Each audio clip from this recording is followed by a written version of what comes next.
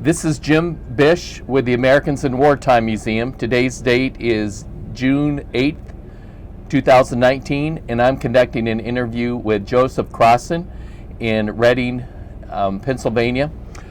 Joseph, would you please give me your full name and where you were born? You want my middle? You can add your middle name. Joseph Everett Crossan. And where were you born? Coatesville, PA. Coatesville, okay. And did you grow up in Coatesville? Yes. And you attended school there? Yes. All the way through? 12 grades. 12 grades. And do you recall when Pearl Harbor was attacked? Do you remember when Pearl Harbor was attacked, hearing about the news? The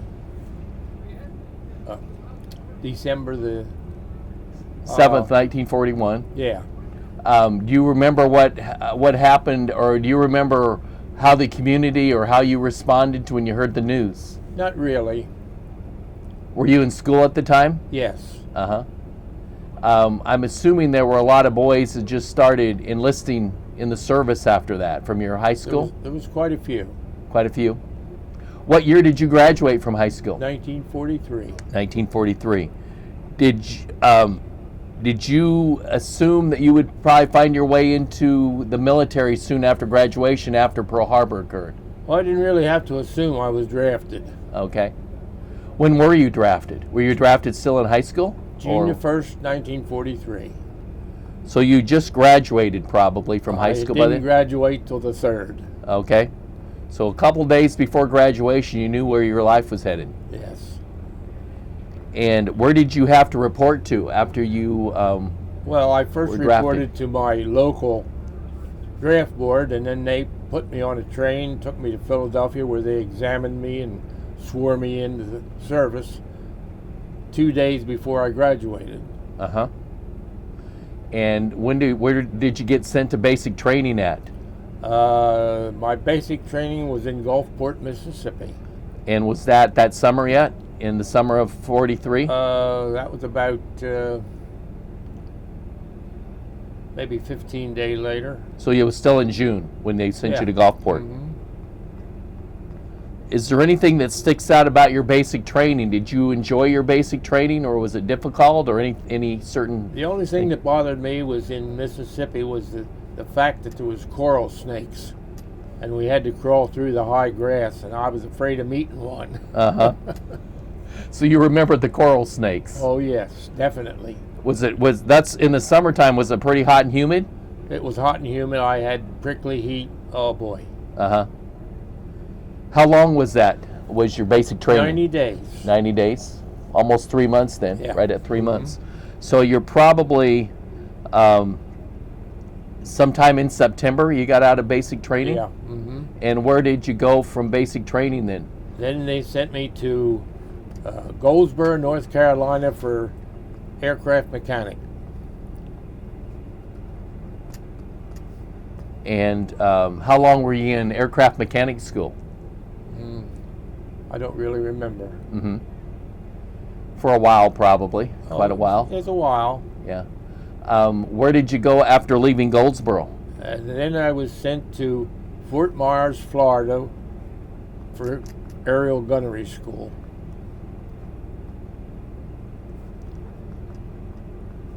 And was that a very long stay in gunnery school?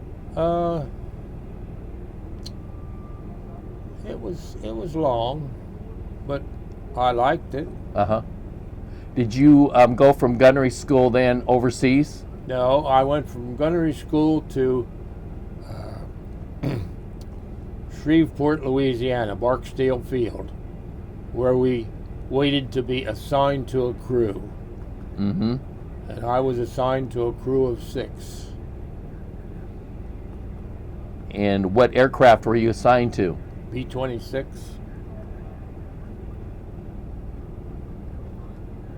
And what crew member, what position did you fill on that crew? Well, they classified me as a flight engineer tail gunner. And did you work with your crew for a while there? We on worked the field? all from there all night. We were all together. Uh-huh.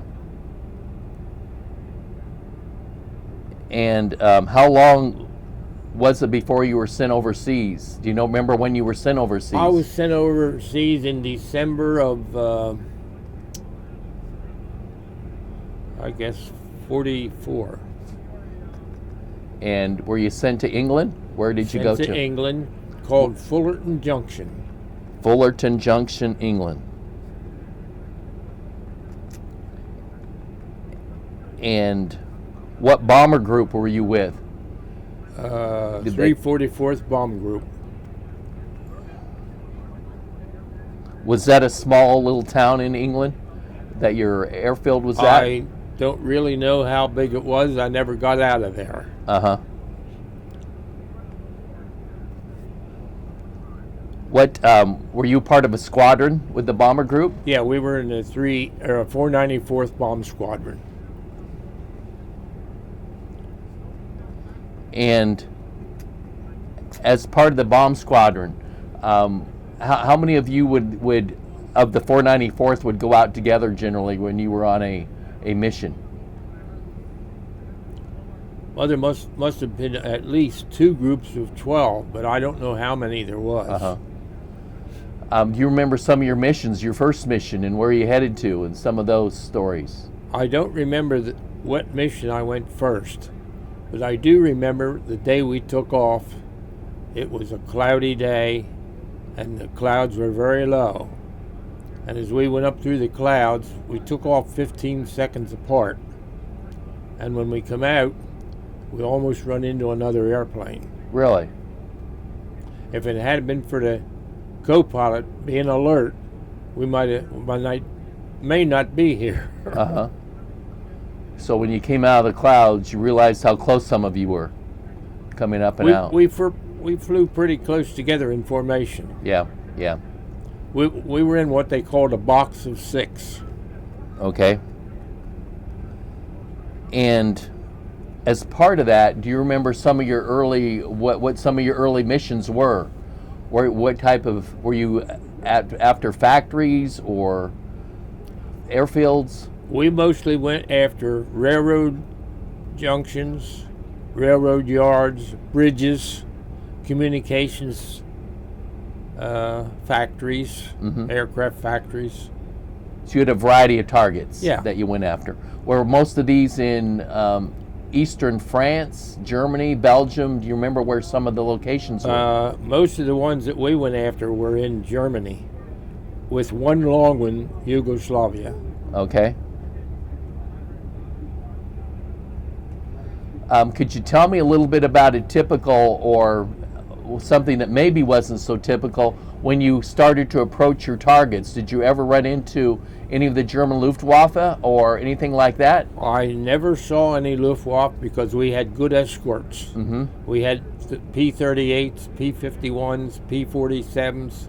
They were out there, and in fact, they even took time to show off a little for us. Yeah, do a little show. Would they pass on to another escort? Would they be with you for a while, then another escort group They assist you? mostly left us when we entered the flak area. Uh-huh. And as soon as we come out of the flak area, they'd rejoin us and fly us to a certain point and then leave us. Yeah. Did you always have the same pilot and co-pilot? Yes.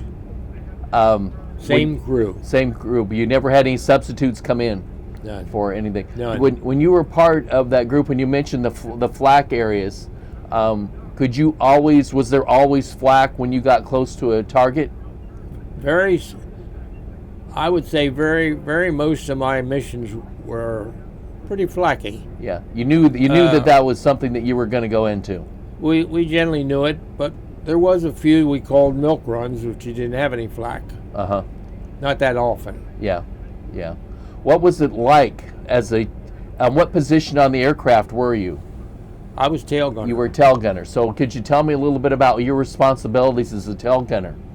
Well, it was my job to transfer gas halfway to the mission. I generally pulled the pins out of the bombs as I went through the bomb bay. Mm-hmm. And Fortunately, I stuck them in my pocket because one mission I had to put them all back. The Germans got our code word for the day and told us the war was over and we could go home. So that was one of my most scariest because we had to land at 170 mile an hour and I was afraid the tires would blow in the airplane. Yeah. I had to put all the pins back in them 32 bombs. It's a good thing I stuck them in my pocket. What was your mission that day? What was it supposed to have been? That was the one to Yugoslavia, where we were after a railroad bridge. Uh-huh. And do you have any idea how the Germans ended up with the code? No idea at all, unless it's because we had to break radio silence because I was stupid enough to transfer gas the wrong way. Uh-huh. It was a very easy thing to do, but I would say that 9 out of 10 of our crew chiefs that flew would do the same thing at one time or another. Yeah, yeah. You only had to switch to throw the right way, but it was a three-way switch. On one way and then off and then on the other way and off. Mm-hmm. It was just one of them stupid mistakes I made, and I caught the devil for it. Yeah, yeah. So when you transferred fuel, was it at a certain point that you had to do that in a mission that you knew, or who? We always did it before what they called the bomb line, which was a imaginary line we crossed when we were going into a target. Uh-huh. It was always done before that. Mm-hmm. And it was always done before you were ever close to the target, past the bomb line, so right. you could. And so that was your sole responsibility. One of your responsibilities that just went with the tail gunner. Well, when we took off, I always knelt between the pilot and co-pilot, helped them watch instruments, checked that the wheels were up and locked, then go back to my position in the tail. Mm-hmm. Now the tail gunner, there's not much room back there. Were you one of the smaller guys? No, I was pretty average. Uh-huh. I had plenty of room. You mentioned earlier, did you have room for your parachute? I couldn't wear my parachute back there. They gave me a chest packet you hooked on if you had to have it to jump. And I was always afraid that when it was time to jump, if I had to jump, it wouldn't be on the catwalk behind me where I put it. Mm-hmm. Could you describe some of the flak, some of the missions, and how it was like experiencing going through the flak zones? Well, the flak was generally colors: red, black, white, and pretty close. I used to hate hearing it bounce off of the metal of the airplane. It was just like throwing stones on a tin roof. Yeah. That was nerve-wracking.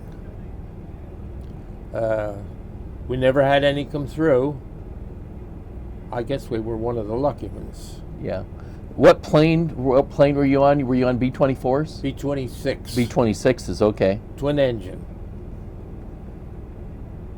And you never had any breakthrough in any of your positions as far as flak? No flak or shells came through. So in some ways, you were pretty lucky in that regard. We were lucky. So a lot of aircraft ended up... Some of them were pretty close, but never hit us. Yeah. Was there any damage done enough that you had problems getting back home? No. In fact, my pilot took each one of us and left us fly the airplane home. Really? So that one of us would get us back. Uh-huh. In case, you know. So you were all able to pilot the aircraft at some point. Yes. You were all that knowledgeable about. Each member of the crew was able to, and he taught us even how to land it, which I didn't do too good at, because I leveled off too high and just fell through. But that was something would have taken more time to learn. Yeah, yeah. Did you know other jobs throughout the aircraft too, as far as the crew? Were you kind of trained a little bit in all the jobs in case you were needed, or No. mostly just piloting? Yeah. Oh, we went through how to evacuate the aircraft and that kind of things.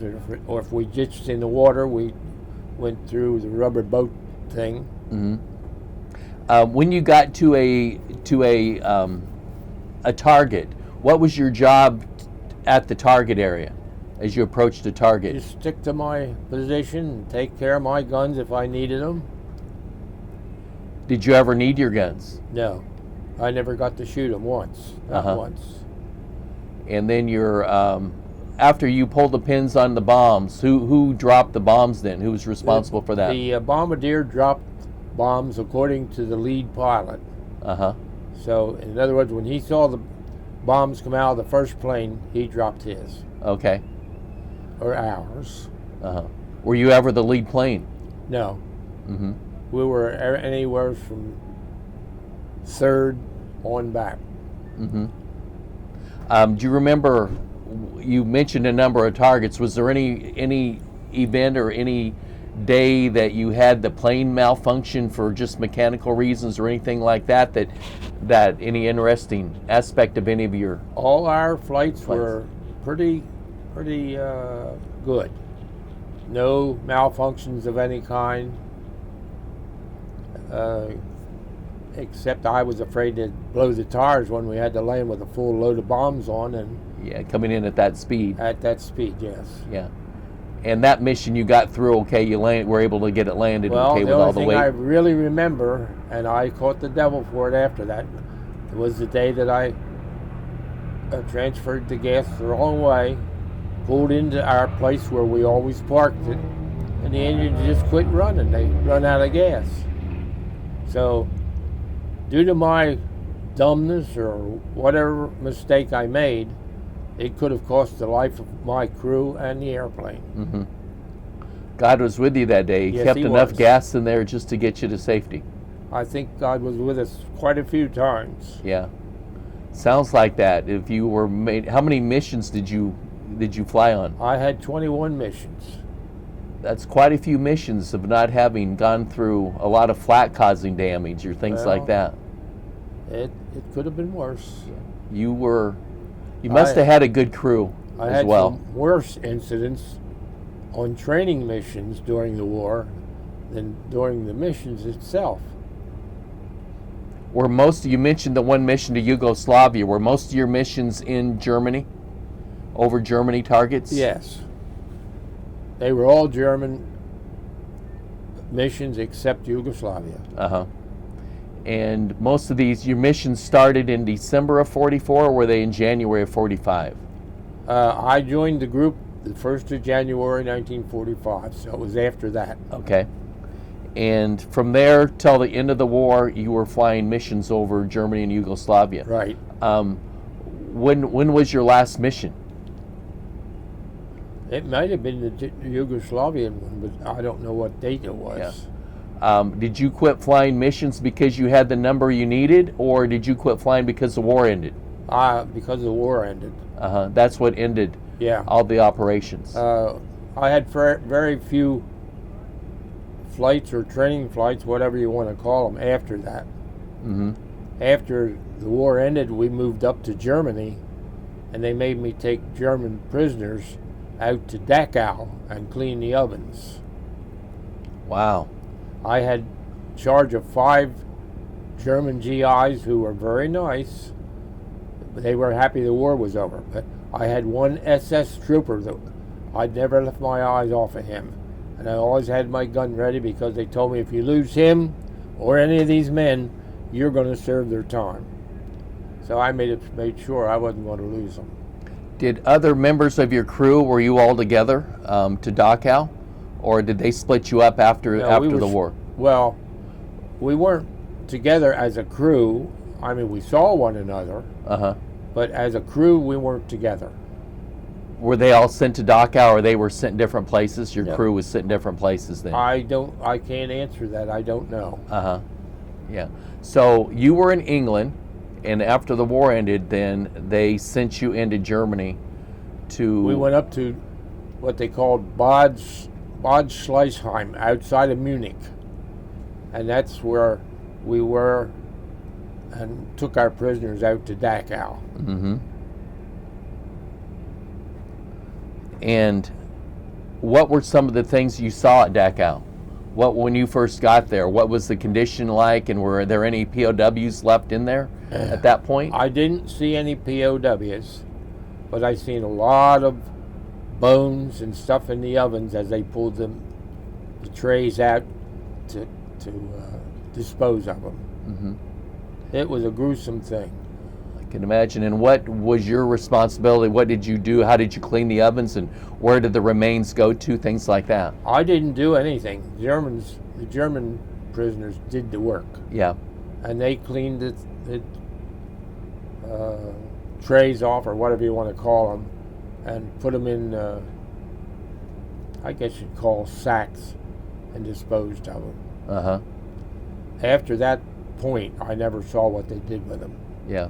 And you had how many Germans were you in control of that were you in charge of? I had five GI Germans and one officer.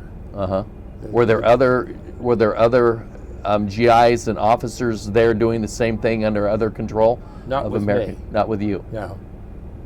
I took my 5 men and went to the ovens, and I sit back and watched them while they cleaned it. It was very routine. How long did that process take? Oh gosh. How long were you there? I don't remember. A few weeks? We went up there several times. And you were living in Munich at this point? Is that where you were stationed? Outside of Munich. Outside of at Munich. An old German air base. Okay. And as part of that, where did your German GIs and officer, where did they stay at? I have no idea.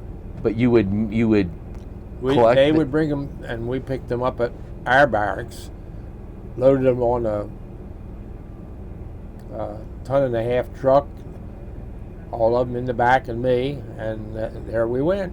So they were delivered to you each day, and Yeah. every day then they were taken from you Yeah. and put where the, okay. Didn't know how that process worked. So Dachau was cleaned up pretty well then at the end before you left there, as far as the camp and the ovens and all of that was? Well, I think there was a lot more to do after I got sent home. Okay. So it wasn't completed when you left? No. The work there? No. How long do you think you were there? When did you go back to the States from there, or did you go back to England? I was sent back to Le Havre on a train like cattle cars. Mm-hmm.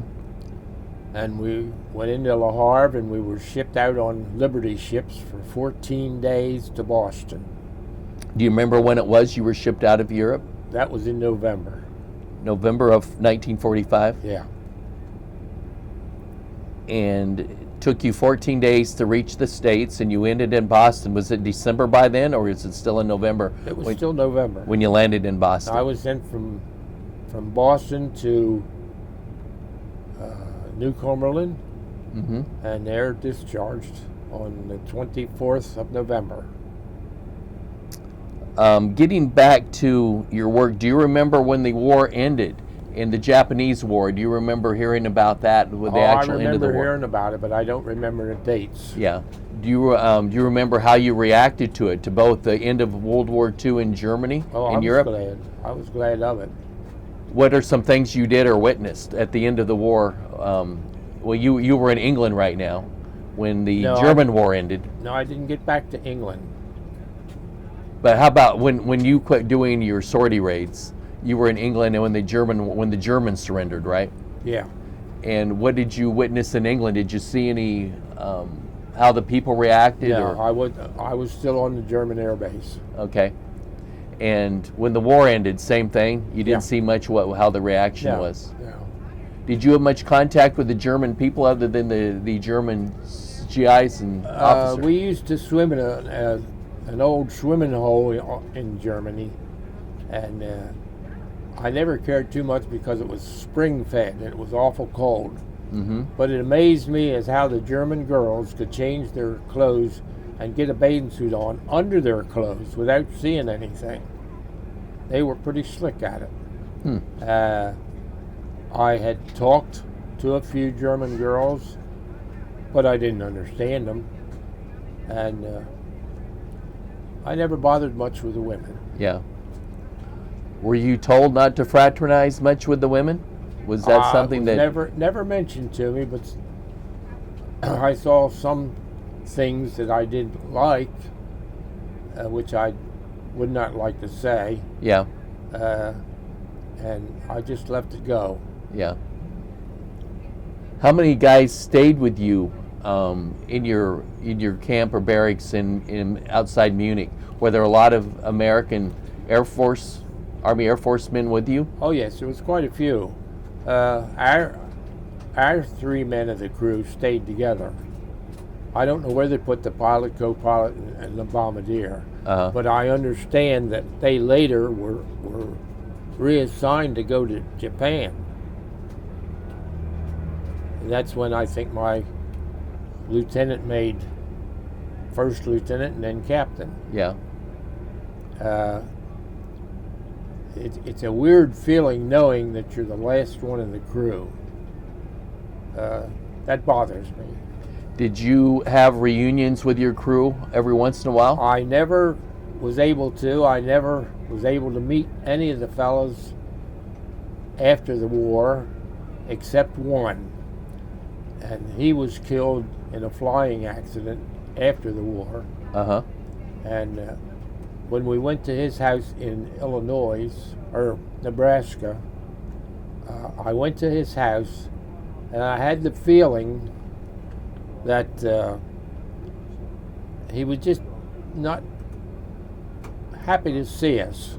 So we left. Uh-huh. And that was on a trip that my wife and I took to California. Yeah. I never got to see my radio operator, who died 2 weeks before I moved into the nursing home. And I used to call him almost daily. Mm-hmm. And I liked to talk to him. He liked to talk to me. We had good conversations. Yeah. He became an optometrist in New Orleans. And I would have loved to seen him, but Yeah. I didn't get to see him. At least you were able to communicate and talk to him. Where was your crew all from? Well, it sounds like you said you had one from Nebraska, you were from Pennsylvania, one was from Louisiana. Where other places were your crew Pilot from? was from Peoria, Illinois. The co-pilot was from Baltimore, Maryland. And did you ever see him? He wasn't too far away. No, I never saw him. And I wrote him quite often, and he got to the point he couldn't write me because he had Alzheimer's. Mm-hmm. And I would have loved to have seen him. Yeah. I think he's one that saved us all from death that day that we almost run together coming out of the clouds. And then the pilot must have done a great job after you said you had to land with the bomb still on. Yeah, he'd done a great job. So you had a couple of instances where I trusted him to no end because he was a good pilot. Driving the Jeep was something else. Yeah. It scared the wits out of me. But once he was up in the air, he was good. Yeah. When I say that, we took a 2-week tour to the front lines. We exchanged members of each armed force from the front and from the Air Force for a week. And we went up to the front lines for a week, and they come back to our air base for a week. Yeah. That was real interesting. I saw some pretty wicked things and some pretty wild sights there. But Uh-huh. nevertheless, I remember one night crawling under a bench stool because Check Room Charlie, they called him, a German aircraft was coming over to drop bombs. Like that would like the bench would stop them. Gave you a little bit of security. Yeah. So you mentioned about the different colors flak. Do you know what the different colors, what they represented, or No, I don't. the different altitude, or No. what they might have been coming out of? It could be altitude. I don't know. Uh-huh. But you definitely could see the different colors of flak that were coming I saw through. some pretty close at the side window. Yeah, yeah. I had side windows and windows to the back. Did your aircraft ever need to be repaired much coming through the flak after you landed? One of the aircraft I flew in was called the Feudenwagen. Feudin, Feudenwagen. Uh-huh. And it was an outback house with wings and a tail, and the door was open, and hillbillies were dropping skunks out like they were bombs, and that was called the Feudenwagen. Now it must have suffered some damage earlier because it used to be in the 495th Squadron and was sent back somewhere for repairs, and they sent it back to my squadron, the 494th. And we called it K9K. They called it H something. Yeah, yeah. So you flew different aircraft. Your crew stayed together, but you weren't in the same aircraft all the time. You would fly different aircraft. I flew in K9K, which was the Feudenwagen, 9 times. And the other times I had different aircraft. I know some crews, and it probably wasn't with you were with the 9th bombing, the 9th Air Force? 9th Air Force. And I know some different Air Force, or some different bombing crews that I talked to, they pretty much flew out of the same aircraft all the time. But you flew out of this one 9 times, but other assortment of different ones. Yeah, we had different aircraft other times. Yeah. Is there any other things that you can think of that any particular day that stuck out to you while you were doing your service in World War II? Well, I had an incident where we had to take a R&R pilot, rest and relaxation pilot, back, and we had to take him up for orientation flight, checkout. And we spied a farmer, a French farmer, in the field plowing. So they decided to buzz him, and we did that 3 or 4 times. But the last time, there was a cliff at the end of the field, and instead of going up, we went down over the cliff, and that was a pine forest. Well, the front leading edges of the wings were all dented as big as my arm, with dents in them, both sides. The gun packages were all bent up. The whole bottom of the airplane was green. The engines were full of pine needles and pine cones. And when we got back to the parking area, the crew chief was furious. That's his airplane, he says, you're trying to bust up. So that was a close call. Another incident that we had one up at night, and I wasn't supposed to touch anything up in the cockpit. But I saw the runway coming up, and I knew I didn't have time to ask the pilot who was going to put the wheels down. So I just lifted up, hit the lever, and put the wheels down, and they went down and locked as we hit the runway. So that could have been a bad accident. Yeah. Other than that, I never remember many close calls. Yeah. You said that was at night. Most of your bombing raids, I'm sure, were in the daytime, They right? were all daytime, all daylight. What were you doing out there at night? When were you landing at night at that particular location? That was a landing at night when we were checking out the pilot for night flying. Yeah. Although we didn't do any night flying. Yeah. Just in case you had to be. I suppose so.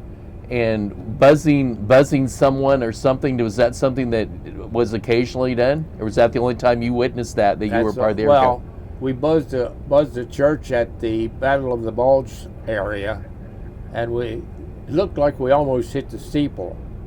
That was low, and we weren't generally supposed to fly that low. Yeah, yeah. But we flew over the North Sea. We saw the windmills. We took a lot of GIs up to see the Rhine River and the busted bridges and so on. I never saw a church that was damaged.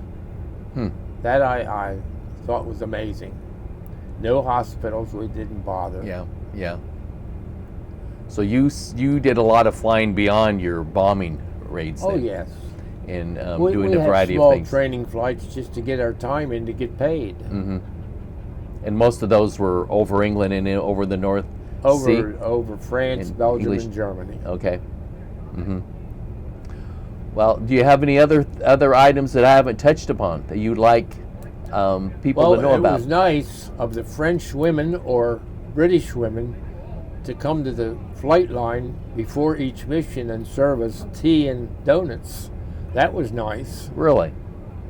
And it was nice to go into the USOs and talk to the women. They could all speak pretty fluent English. Yeah. Uh, Were the USOs pretty close to you? they were in town. Uh-huh. I just don't know how far. Yeah. Now, we went to Paris for 3 weekends, and that was a 3-day pass. That was nice. Mm-hmm. I was about 30 miles southwest of Paris, so that was nice. Yeah. I was frequenting Charleroi, Belgium, Germany. I'll get it right in a minute. Belgium Yeah. was Charleroi. That was one of the towns we used to go in and visit. Did you flew into an airfield there then? No, close we by? went in by truck. Okay. And this was this when you were in Germany, stationed in Germany, or were you still? That's when we were stationed in France. We went to Paris.